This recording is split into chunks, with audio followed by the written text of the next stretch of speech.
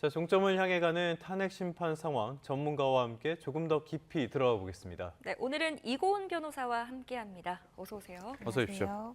자, 어제 있었던 탄핵 심판 9차 변론 상황부터 짚어보도록 할게요. 상당히 눈에 띄는 장면들이 있었는데 그 내용은 차차 살펴보도록 하고요. 먼저 어제는 질이 있었는데 그 내용은 차차 살펴보도록 하고요. 먼저 어제는 증인신문은 없었지 않습니까? 네. 양측의 입장을 정리한 자리였는데 어떤 점이 좀 눈에 띄었습니까? 일단 어제 기일은요, 예. 증거 조사를 시작으로 해서 양측의 입장을 이제 정리하는 시간을 가졌다. 예. 이렇게 이해하시면 될 것 같습니다. 일단 증거 조사 기일에서 눈에 띄었던 것은 특히나 국회 측의 증거 조사였는데요. 이 증거 조사를 통해서 그간 우리가 증인 신문 과정에서 이 검찰대 조사 내용과 이 현장에 출석한 증인들의 증언이 달라진 경우에 이를 질문하는 어떤 변호사들이나 이 헌재 재판관들의 진술을 통해서 이야기를 통해서 검찰대의 진술과는 왜 다르냐라고 좀 간접적이게 들었던 이런 부분을 네. 조서라는 것으로 우리가 시각적으로 직접 국민들이 확인할 수 있는 자리였거든요. 음. 그런 것들이 이제 국회 측의 증거 조사 때에 좀 눈에 띄었던 부분이다라고 생각이 네. 들고요. 그 외에 양쪽의 주장 내용은 사실상 이 8차 변론 기일에서 계속해서 양측에서 주장했던 내용을 동일하게 정리해서 이야기했다라는 생각이 들고요. 윤 대통령 측에서는 계속해서 비상계엄을 선포할 수밖에 없는 정당성을 좀 피력하는 자리였다라는 생각이 듭니다.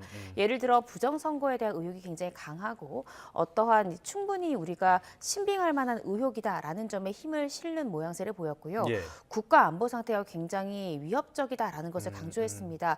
왜냐하면 비상계엄을 선포하는 요건 중에 하나가 전시 또는 사변, 즉 이 국가 안보적으로 비상한 상황이었다라는 것을 강조하기 위한 전략으로 보여지는데요. 이렇듯 8번에 거친 변론 기일에 그간 양 당사자들이 주장했던 것들을 한번 정리하는 시간이었다. 이렇게 정리해 볼 수 있을 것 같습니다. 네, 저희가 앞서 언급했던 어제 있었던 이례적인 상황에 대해서 좀 짚어보겠습니다. 어제 9차 변론기를 당일까지도 출석을 좀 고민하던 윤석열 대통령이 이 헌재까지 도착을 했다가 돌연 갑자기 돌아갔습니다. 이런 모습 어떻게 보셨어요? 네. 저도 굉장히 좀 이례적인 모습이다라는 예. 생각이 들었습니다. 왜냐하면 처음부터 이 9차 변론기일에 출석하지 않을 생각이었다면 아예 출발조차 하지 않았을 그러니까요. 것이 우리가 상당한데 굉장히 좀 상식에 반하는 결정이지 않았나라는 생각이 들고요. 그 때문에 저도 이제 어제 사실은 이 생방송을 통해서 그 영상을 보면서 스튜디오에 계셨습니까? 맞습니다. 예. YTN 스튜디오에서 그걸 보면서 왜 그런 판단을 했을까를 생각해 봤을 때 사실 상식적으로 조금 이해하기는 어려운 결정이었거든요. 그렇다라고 생각하면 윤석열 대통령도 어떤 즉흥적인 결정이지 않았을까라는 생각이 들었습니다. 예, 예. 왜 즉흥적인 결정이었을까? 왜 그런 결정을 내렸을까?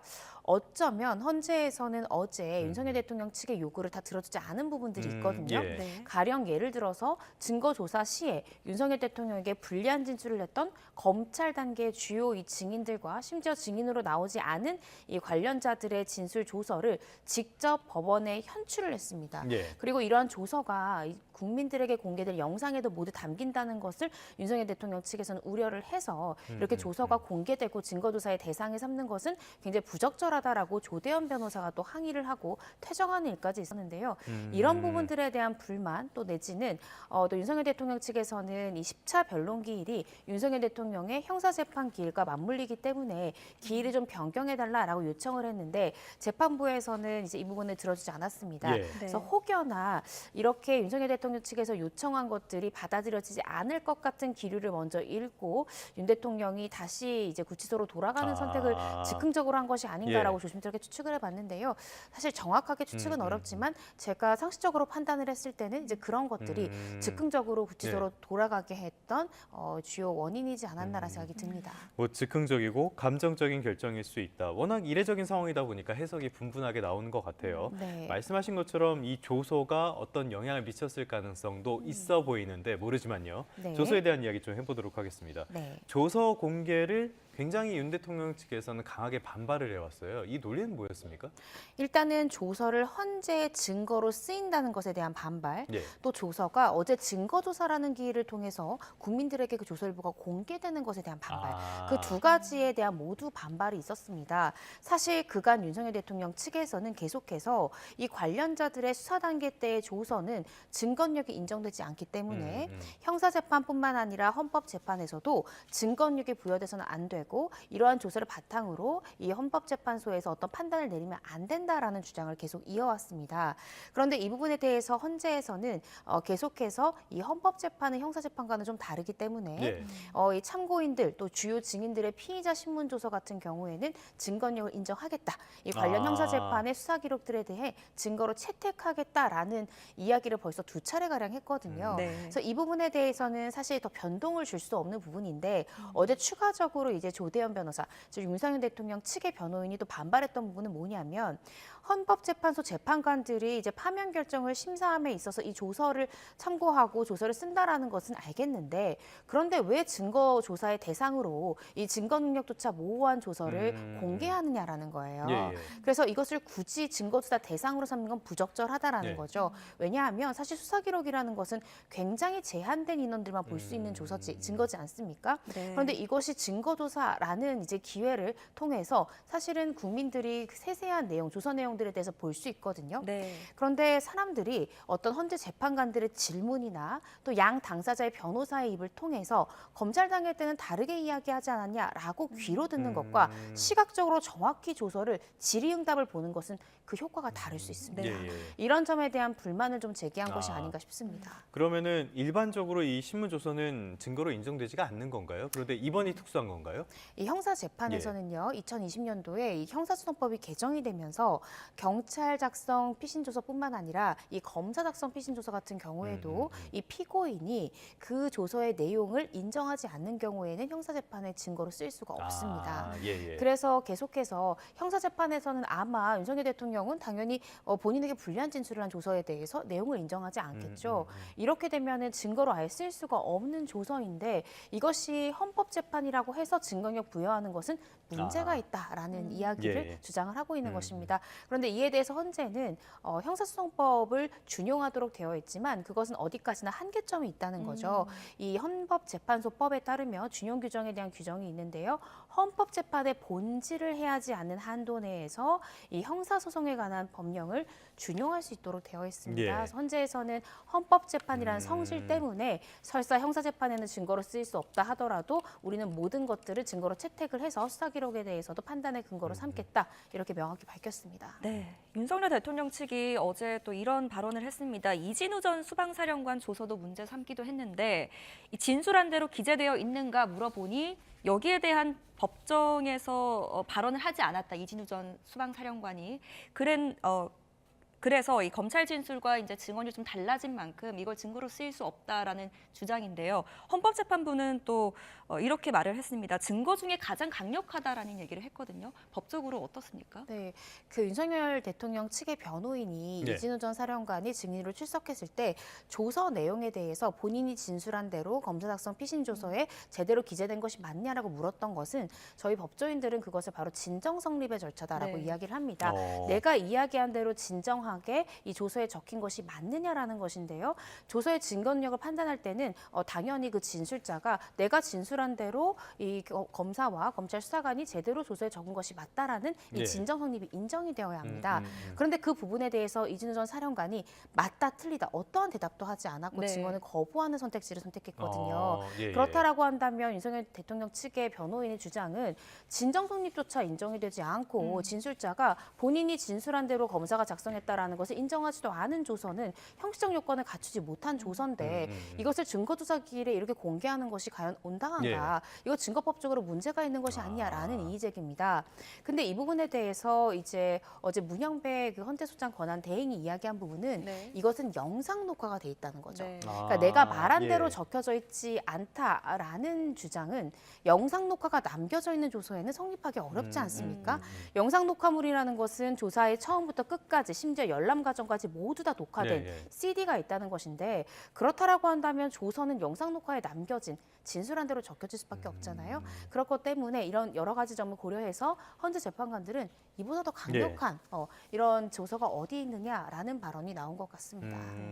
어쨌건 가장 확실한 증거가 있는 셈이니까요. 네. 자, 어제 관심을 받았던 것 중에 하나가 우리가 지금 더 많이 관심을 받는 게 내일 있을 10차 변론 기일이잖아요. 네. 이 기일이 연기가 될 것인가 이 부분이었는데 이건 재판부에서 받아들이지 않았어요. 그 네. 배경은 뭘로 보십니까? 받아들이기가 현실적으로 좀 네. 어렵습니다. 왜냐하면 10차 변론 기일은 당사자들만 출석하는 기일도 아니고요. 증인들 심지어 3명이나 출석하는 예. 기일입니다.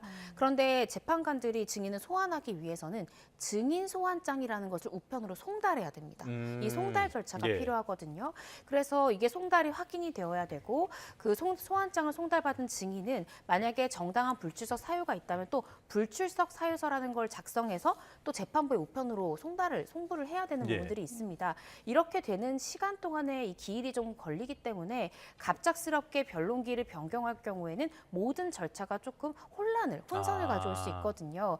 그래서 어제 헌재 재판관도 이야기를 했던 것이 이게 증인신문 기일이기 때문에 예. 양 당사자만 출석하는 것이 아니고 또 재판관들의 일정도 있잖아요. 예. 여러 가지를 고려를 했을 때 현실적으로 기일 변경은 좀 어렵고 다만 윤석열 대통령 측을 좀 배려한 2가지 부분이 있습니다. 네. 첫 번째는 이 10차 변론 기일이 원래는 오후 2시부터 예. 시작하는 것이었는데 윤석열 대통령이 이 형사 재판을 마치고 좀 편하게 충분한 시간 확보하고 이동할 수 있도록 오후 3시로 이 시작의 네. 시간을 좀 미뤄줬고요. 약간 늦춰졌고. 맞습니다. 예. 두 번째 배려점은 원래는 홍장원 전 차장에 대한 증인신문 시간을 종전에는 1시간을 배정했다가 예. 이 시작 시간을 3시로 미루면서 2시간의 증인신문 시간을 부여했습니다. 그만큼 충분히 반대 신문과 주신문 할 수 있는 시간을 부여했다라는 점에서 재판부에서도 나름대로 이 양자의 좀 입장을 절충해서 배려한 것이 아닌가 싶습니다. 네. 네.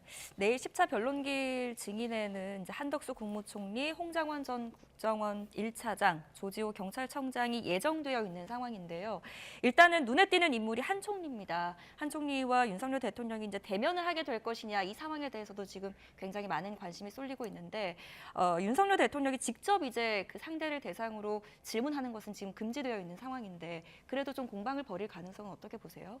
네, 재판부에서는 확고하게 윤석열 대통령이 직접 신문은 어렵고 본인의 변호인을 통해서 질문해라라고 이야기를 하고 있기 때문에요. 이 10차 변론길도 아마 동일한 방식으로 진행될 가능성이 높다라는 생각이 듭니다.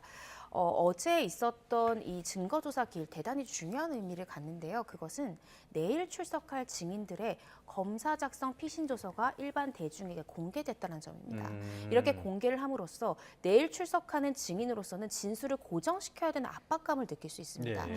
국회 측에서도 이런 부분들을 저는 생각을 하지 않았을까라는 생각이 조심스럽게 하는데요. 네. 저도 검사 생활을 하면서 굉장히 유리한 증인들의 어떠한 이 내용, 진술 내용을 고정시키기 위해서 영상 녹화 조사 기법을 쓰기도 합니다.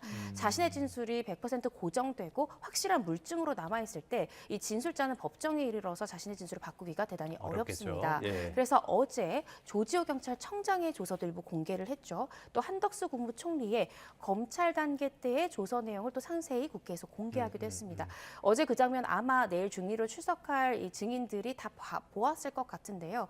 국민들이 모두 조서를 봤다라는 압박감도 있을 거고 하기 때문에 사실 조서의 내용과 다른 증언을 하기가 또 쉬운 선택일까라는 또 이런 부분들에 대한 우려도 드는 상황입니다. 알겠습니다. 말씀하신 것처럼 한 총리 이분에 대한 이야기는 오늘의 주인공이나 다름없는 분이기 때문에 조금 뒤에 더 해보도록 하고요. 관심이 가는 증인이라면 역시 조지호 청장이 아닐까 싶어요. 그런데 불출석 사유서를 또 냈다고 하는데 그러면 강제 구인 가능성도 있는 겁니까? 네, 저는 강제 구인에 나아갈 것으로 보여집니다. 어제 불출석 사유서를 냈지만요. 우리가 시간의 흐름을 다시 한 번 더 짚어보면 먼저 헌법재판소에서 이 조지호 경찰청장에 대한 구인영장을 발부했다라고 밝혔고 그 다음에 같은 날 오후 4시 45분에 조지호 경찰청장이 불출석 사유서를 제출했습니다. 즉 재판부에서 먼저 구인영장을 발부한 다음에 조지호 경찰청장이 불출석 사유서를 제출했거든요. 예. 그렇다라는 말은 이 재판부에서는 강제 구인에 나서겠다는 의지로 읽히고요. 심지어는 서울 동부구치소에 또 이 집행을 촉탁하기도 하지 않았습니까? 그래서 강제 구인 절차에 나아갈 가능성이 크다라는 생각이 들고 지금 이런 상황이 나온 만큼 아마 조지호 청장이 자신의 변호인을 통해서 그냥 출석하겠다는 의사를 재판부에 밝힐 수도 있습니다. 그게 제일 이 부분- 좋긴 하죠. 맞습니다. 그게 가장 어떻게 생각하면 매끄럽게 진행할 수 있기 때문에요. 이 부분은 좀 지켜봐야 될 것 같습니다. 네. 오늘 이 한덕수 국무총리에 대한 탄핵 심판도 본격적으로 진행됩니다. 쟁점이 뭔가요? 네, 한덕수 국무총리 같은 경우에는요, 여러 가지 쟁점이 있을 수 있겠지만 가장 중요한 쟁점으로는 일단은 이 마은혁 이 헌법재판관의 임명을 비롯한 이 헌법재판소의 이 재판관들의 임명을 제대로 하지 않았다라는 네. 것들에 대한 부분들이 주요 쟁점이 될 수 있을 것 같습니다. 이것이 주되게 다뤄질 것으로 보여지고요. 또 여러 가지 또 문제가 될 수 있는데 또 국무위원인 한덕수 총리가 이 비상계엄 선포 직전에 어떤 이 국무회의에 가담한 부분이 어떻게 생각하면 네. 내란 혐의에 가담한 것은 아닌지 방조한 것은 아닌지 이런 부분도 이 탄핵 심판 과정에서 주되게 다뤄질 쟁점이라고 보여집니다. 그리고 또 하나가 이 의결 정족수 기준, 그러니까 국무위원으로 봐야 되냐, 대통령으로 봐야 되냐, 이 부분의 논란도 있단 말이에요. 이거는 전망 어떻게 보십니까? 이 부분은 사실은 저도 법조인으로서 예. 헌재에서 어떤 판단을 내릴지 아. 굉장히 귀추가 주목되는 상황인데요. 이건 앞에 사례가 없죠, 전례가. 맞습니다. 한덕수 국무총리를 국무총리로 볼 경우에는 의결 정족수가 과반수임에 반해 네. 당시에 대통령의 권한 대행이었기 때문에 대통령이다, 대통령에 대한 이 탄핵 심판의 기준이다라고 하면 의결 정족수가 3분의 그렇죠. 2로 이제 예. 굉장히 기준이 강화됩니다. 그래서 헌재에서 어떤 판단을 내릴지 저도 귀추가 주목이 되는데요. 그런데 조심스럽게 생각해 보자면 그때 당시에 그 사람이 처한 상황에서의 직위가 더 중요하지 않나라는 생각이 들기는 합니다. 예. 그래서 그때 당시에 한덕수 국무총리가 이 대통령의 권한 대행을 수행을 했고 실제로 그 사람의 직무가 대통령에 준하는 직무를 수행을 했기 때문에 저는 헌재의 판단 좀 지켜봐야 되기는 하지만 대통령에 대한 이 탄핵 심판의 기준이 적용될 가능성이 좀 있지 않을까라는 생각을 하는데요. 이 부분은 조금 더 헌재의 판단을 지켜봐야 될 것 같습니다. 네, 결론은 좀 언제 날 거라고 전망하세요? 저는 결론이 나오는 데까지는 시간이 조금 걸릴 것 같은데요. 일단은 윤석열 대통령에 대한 탄핵 심판 결론이 나오는 부분들이 먼저 선행되지 않을까 싶습니다. 네. 재판부에서 사실 9차 기일이 입장 정리고 10차 기일이 증인 신문 기일로 조금 이례적으로 진행을 한 부분들은 그만큼 윤석열 대통령에 대한 탄핵 심판의 결론을 좀 신속하게 내겠다라는 헌재의 의지로 읽히거든요. 그래서 윤석열 대통령의 이 탄핵 심판의 결과가 나온 다음에 예. 이 의결 종족수 부분에 대한 아. 탄핵 심판 결과가 나오지 않을까 조심스럽게 예측을 그러면은 해봅니다. 이 결론이 어떻게 나온다고 해도 탄핵 심판에 영향을 미칠 가능성은 별로 없다고 봐야겠네요. 네, 저는 네. 그런 부분도 헌재에서 고민을 할 것 같은데요. 이미 윤석열 대통령의 탄핵 심판은 어느 정도 성숙에 이르렀습니다. 네. 어느 정도 결론을 향해서 마무리가 되고 있는 모양새이기 때문에 이 윤석열 대통령의 이 탄핵 심판 관련해서 어떤 흐름에 변화를 줄 수 있는 선택지를 헌재에서 선택할 가능성은 좀 낮지 않을까라는 생각이 듭니다. 알겠습니다. 마지막으로 명태균 씨를 둘러싼 공천 개입 의혹 주제도 살펴보겠습니다. 핵심 쟁점부터 좀 짚어주신다면요? 네, 명태균 씨에 대해서 여러 가지 좀 이야기가 나오고 있는데요. 가장 최근에 논란이 됐던 것은 다름 아닌 복기록이라는 단어가 등장을 했습니다. 윤석열 대통령의 아내이죠. 이 김건희 여사가 이 국회의원 공천 과정에 개입했다라면서 이 명태균 씨와 김건희 여사가 5차례 정도 통화를 했던 이 당시의 통화 내역을 이 명태균 씨가 기억을 복기해서 복기록의 형태로 변호인을 통해서 공개한 것이 논란이 되고 있는데요. 근데 이 부분에 대해서는 제가 생각하기로는 많은 분들이 복기록이라는 것이 네. 마치 속기록이나 녹취록이라는 어떻게 생각하면 객관적인 증거 가치를 네. 가지는 어떤 증거일 것이다라고 전 생각을 처음 하는데 들어보는 단어였습니다. 맞습니다. 예. 저도 정말 처음 들어봤는데요. 복기록이라 함은 어떤 녹취 파일을 근거로 하는 속기록이나 혹은 녹취록이 아니라 본인이 기억나는 대로 대화 내용의 취지를 그냥 본인이 기록한 것이다라고 생각하시면 될 것 같습니다. 따라서 우리가 복기록이라는 단어 자체에 집중하기보다는 결국 이것은 명태균 씨의 그냥 주장과 진술일 뿐입니다. 그래서 복기록이 신빙성 있느냐 이것보다는 명태균이라는 사람의 진술 과연 우리가 신빙할 수 있느냐 이 부분을 봐야 될 것 같고요.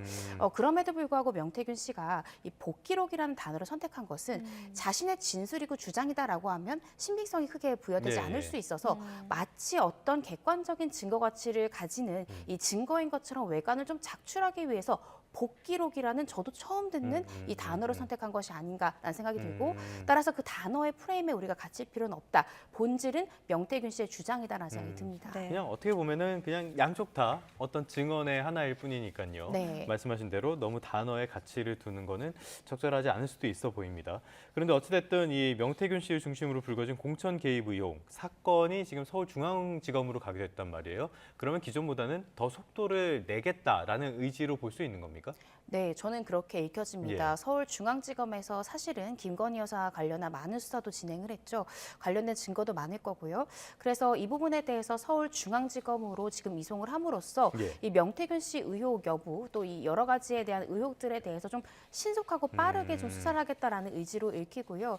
이런 것들이 좀 빠르게 수사가 되어서 진실 여부가 가려져야 사실 국정의 안정을 좀 가져올 수 있기 때문에 검찰에서도 신속한 수사를 위해서 서울중앙지검으로 이송하는 선택을 한 것이 아닌가 싶습니다. 네, 사건을 이송하면서까지 수사 의지를 드러내고 있는 검찰인데 윤석열 대통령은 그래도 지금 이제 현직 대통령 신분이기 때문에 불소추 특권으로 인해서 조사가 쉽지 않은 상황인데 그럼에도 불구하고 이 불소추 특권이 침해되지 않는 범위에서 조사가 이루어질 수 있는지 법리적 검토에 들어갔다라고 밝혀왔거든요. 여기에 대해서는 좀 어떻게 보세요? 가능성을? 네, 이제 검찰에서도 지금은 윤석열 대통령이 현직 대통령의 신분을 유지하고 있기 때문에 말씀 주신 대로 불소추 특권을 가지고 있지 않습니까? 이것을 해치지 않는 범위 내에서 최대한 수사를 하겠다라는 것이니까요. 그런데 이 수사라는 것이 한두 달 안에 끝나는 것은 사실상 아닙니다. 그렇죠. 예. 그리고 명태균 씨의 얘기도 들어봐야 되고 관련자들에 대한 진술도 들어봐야 되거든요. 또 지금 명태균 씨의 이 공천 개입 의혹이 지금 한 가지뿐만 아니라 여러 가지 이슈들이 있기 때문에 검찰이 이것을 들여다보는 데는 몇 달이 소요될 수 있습니다. 그 안에 탄핵 심판의 결론도 나올 수 있습니다. 따라서 그 수사의 기간을 고려해 봤을 때 검찰이 예를 들어서 윤석열 대통령이 파면한다라는 이 결정이 내려진다라고 하면 검찰이 더욱더 속도를 내서 이 사건을 네. 수사할 수 있겠죠. 그래서 수사 기간을 고려해 봤을 때 검찰 수사엔 이 파면 결정이 나오는지 그렇지 않은지가 굉장히 또 중요한 분수령이 되지 않을까 생각이 듭니다. 알겠습니다. 이번에는 명태균 이분에 대해서 조금 더 초점을 맞춰보면요. 명태균 씨가 계속적인 폭로전을 이어가고 있단 말이에요. 여당 대선 주자들에 대한 폭로까지 계속 이어가고 있고 이런 의도가 있을까요? 뭐 의도가 뭐로 보십니까? 저도 사실 명태균 씨의 네. 의도까지는 알 수 없지만 어쨌든 명태균 씨가 지금 계속해서 어떤 정치적인 의도를 가지고 이러한 폭로를 이어가는 것이 아니냐라는 일각의 그런 우려들도 있지 않습니까? 근데 저도 이제 그러한 우려들이 조금 합리적이다라는 생각이 들기는 하는데요. 뭐 오세훈 서울시장이랄지 또 홍준표 시장이랄지 어떤 이 여론조사 비용을 제3자로부터 대납시켰다라는 의혹들을 명태균 씨가 지금 계속해서 이야기하고 있는데 이 부분이 계속해서 여당의 인사들에 대한 초점을 맞추고 있습니다. 이런 것이 어떤 정치적인 의도가 좀 깔려 있을 가능성도 있을 것 같고요. 네. 이 부분은 사실상 수사기관의 수사를 통해서 가리는 것이 가장 객관적이고 공정한 결론을 우리가 알 수 있는 것이 아닌가 싶습니다. 네, 마지막으로 공천 개입 의혹에 대해서 검찰이 김건희 여사에 대한 수사를 또 어떻게 전망을 하십니까? 사실은 김건희 여사 관련해서 이 도이치모터스 사건에 있어서 검찰의 결론이 네. 과연 온당한 것인가에 대해서 사실은 국민들의 의견이 굉장히 갈렸지 않습니까? 그렇죠. 또 예. 이것이 또 정치적 논란으로 번지기도 했는데요.